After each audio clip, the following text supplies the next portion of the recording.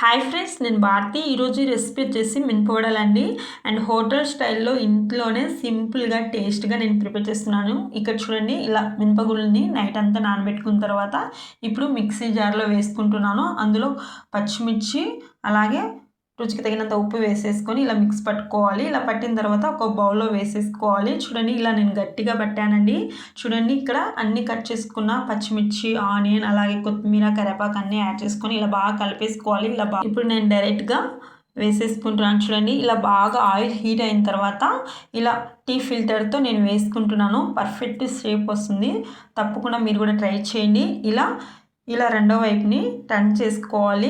ఇలా మీడియం ఫ్లేమ్లోనే ఫ్రై చేసుకోవాలి. ఇలా ఫ్రై అయిన తర్వాత ఒక ప్లేట్లో తీసేసుకోవాలి. అంతేనండి, మినపవడలు రెడీ. అలాగే కొబ్బరి చట్నీతో చాలా బాగుంటుంది. తప్పకుండా ట్రై చేయండి. మీకు కూడా ఈ వీడియోగా నచ్చినట్లయితే ఒక లైక్ చేసి షేర్ చేయండి. అలాగే సబ్స్క్రైబ్ చేసుకోవడం మర్చిపోకండి. Thank you for watching.